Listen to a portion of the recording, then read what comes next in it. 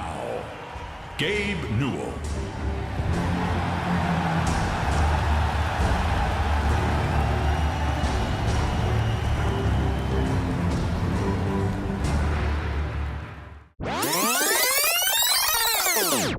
Oh, no! We're sorry, the number you have dialed is not in service at this time. And so I wanted to touch really briefly on that and answer some of these questions that are in the minds of our fans about what we're going to do. So I'm going to go and talk about that next. Okay, this isn't working.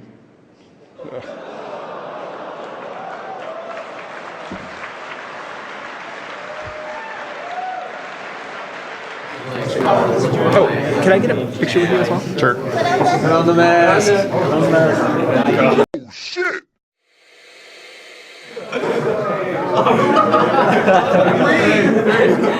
Three.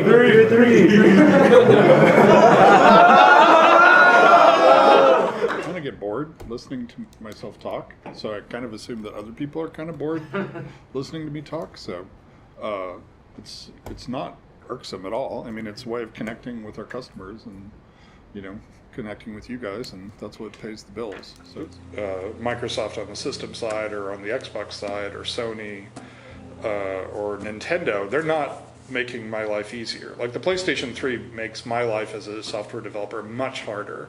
All of a sudden I'm supposed to figure out how to have this asymmetrical, multi-threaded game, right? And I've never written a single line of multi-threaded code ever, right? It's not like I was like lying awake saying, I need to re-architect every line of code I've ever written in order to get it to work.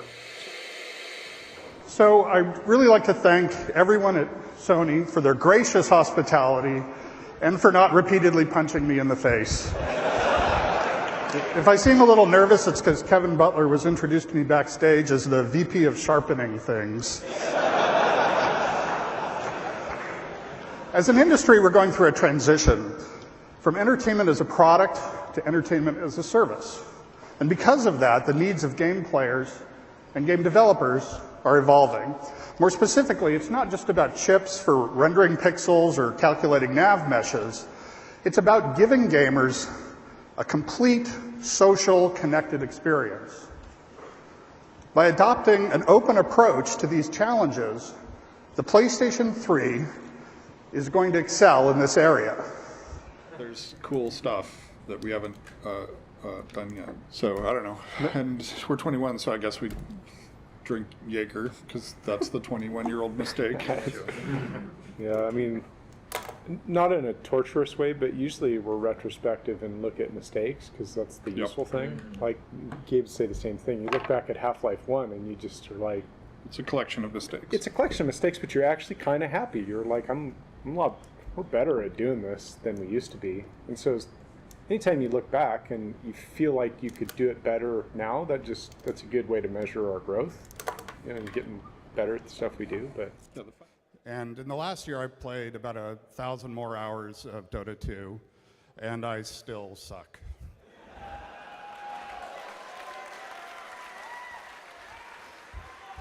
But the cool thing is that we have the best players in the world here, and I get to have them watch me play and give me advice, which boils down to suck less. we've talked about this stuff a lot, and then we see our customers talk about it, and I think there's a detail, a little bit of nuance in there that's usually missing from when customers think about how we work internally. When people are making those decisions to work on one product or another, they're conscientious about what customers want also. That's the fundamental thing.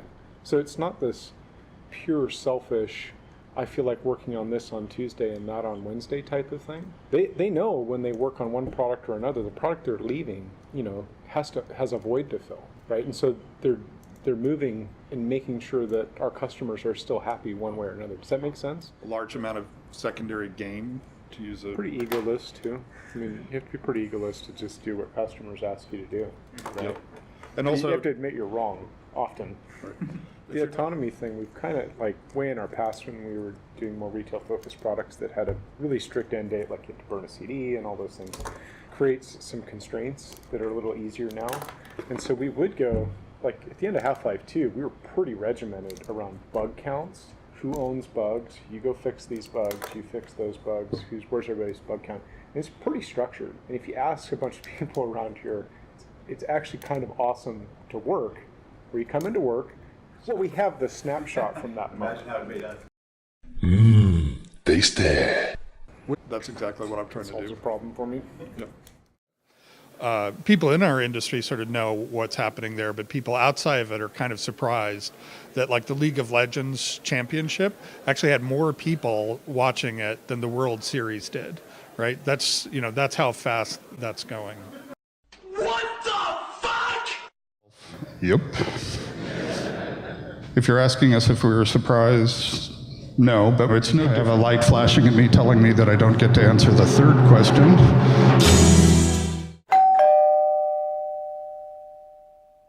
So rather than waiting until, Half-Life 3 ships for our multiplayer games to get a feature like HDR. After Orange Box, we have to get Episode 3 out. We know how the trilogy ends, and there are a bunch of loose ends and narrative arcs that need to come to a conclusion in Episode 3. So that's going to be a big focus for us. The main thing that we're working on right now after we get the Orange Box out the door is going to be Episode 3. Can you tell us anything about when we'll see Episode 3? I'm not saying anything about Episode 3 or the other things that we haven't talked about.